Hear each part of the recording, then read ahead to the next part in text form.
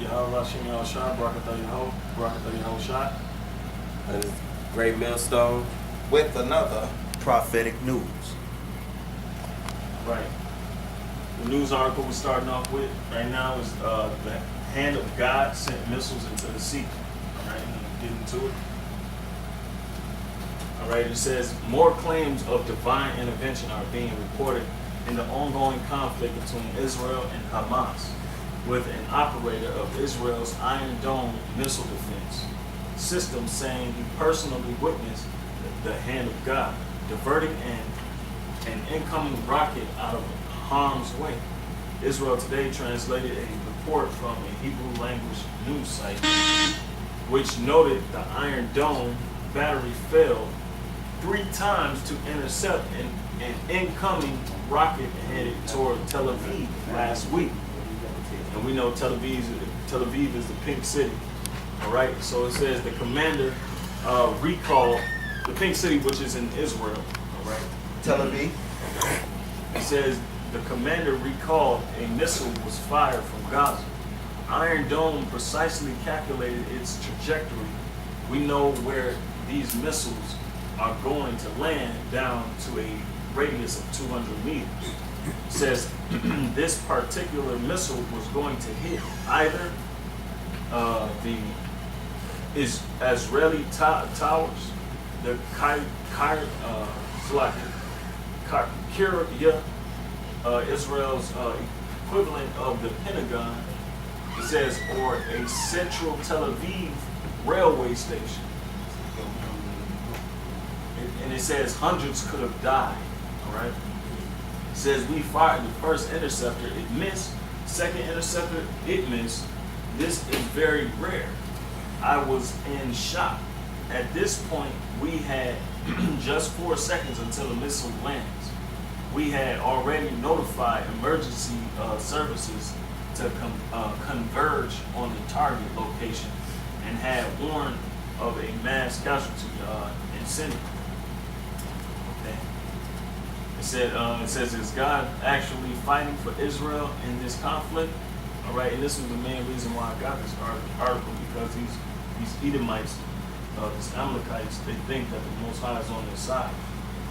And they swear up and down that they're the tribes of Israel, and that Psalms 83 is coming to pass, and everybody's against them, and conspiring against Israel and whatnot. All right, so it says, suddenly Iron Dome, which calculates wind speeds, among other things, shows a major wind coming from the east. A strong wind that sends the missile into the sea, which we call microbursts. But we know those are angels at times. It says, we were all stunned. I stood up and shouted, there is a God. Which Edomites don't even fucking believe in the Most High. That's why they That's said, why he that's said why he that said shit. what he said. Oh, there is a God. Right. So it says, I witnessed this miracle with my own eyes. It was not told or reported to me. I saw the hand of God send the missile into the sea. All right. And this is the news article that came out, I guess, in Hamas. Let me see. Okay, here it goes. It says, their God changes the path of our rockets in midair, said a terrorist. Right? It says their God changes the path of our rockets in midair. It says, was the headline in July 18th edition of the Jewish Telegraph. All right? It was a partial quote from Barbara Ortman, who lives in Ma'el Adumim on the West Bank. Her exact quotation was, as one of the terrorists from Gaza was reported to say when asked why they couldn't aim their rockets more effectively. He says, we do aim, but their God changes their path in midair. All right. She opened her piece by noting in October 1956, Israeli Prime Minister David Ben-Gurion was interviewed by CBS. He stated, in Israel, in order to be a realist, you must believe in miracles. Okay? So He said to be a realist? Yeah, to be a realist. Yeah, and you know what? That's the new term that's going on too in the world.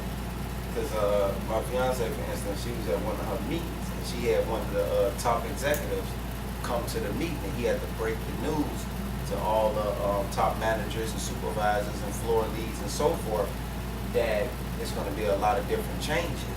And the key word he used after the end of everything he had to tell them, and they all looked at each other with this stunned, bewildered look on their face was, what's wrong with you guys? Oh yeah, I'm a realist, by the way. Meaning I'm in reality. Reality is that this, corporation is breaking down all in the United States, and we are finna start breaking y'all lives down with this. And those of y'all, and he made one more statement, and those of y'all who don't want to participate, we're going to give you the door. That's it. Because he's a realist. He don't have time to play with kids. Okay. I'll continue. It says, it argues that we must not desist from our obligation and must not wait for miraculous intervention from the supernatural, she wrote. It says, meanwhile, the Times of Israel reported a senior officer in Israel's army said divine miracles protected his soldiers during fighting in the Gaza Strip. Yeah, the reason why he can just boldly say that is because when you out there in that battlefield and you're seeing hundreds of bullets fly past you, you have to start to come to the conclusion, why aren't I getting hit? You got 3 guys on fully automatic machine guns that shoot 900 rounds per second. And you running down the street advancing towards these 3 machine guns and sniper fire. You got one guy who's hitting the people who's not being cut down by the machine gun. So you have to ask yourself after witnessing and being in that environment, dude, why I'm not there?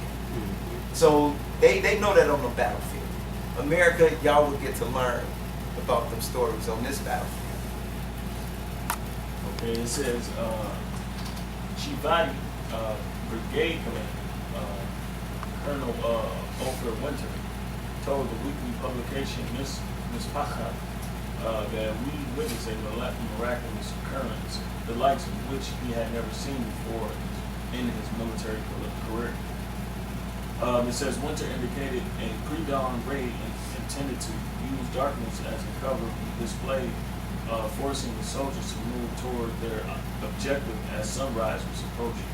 With the troops in danger of being exposed at daybreak, Winter explained how heavy fog quickly descended to shroud their movements until their mission was accomplished.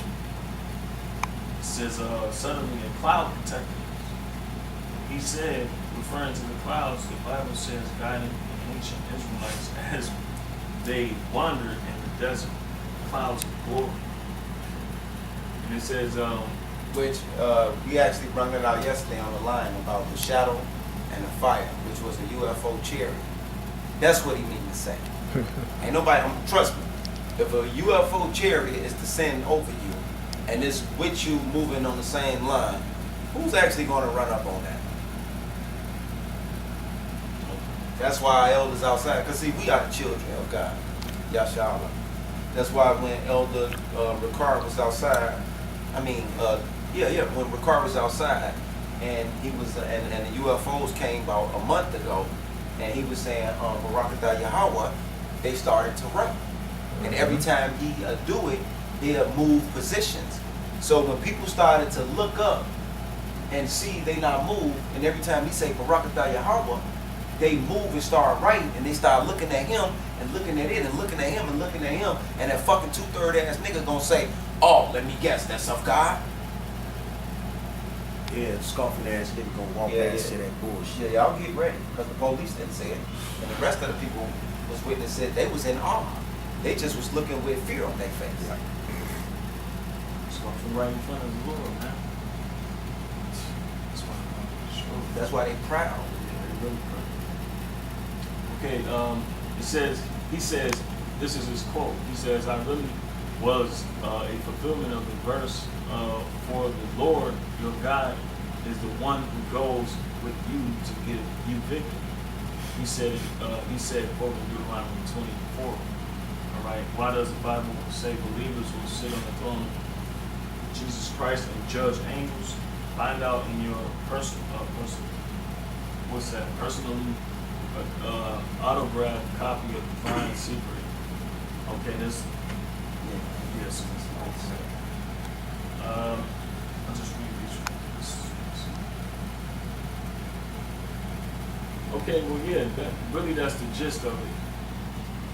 I got a few scriptures.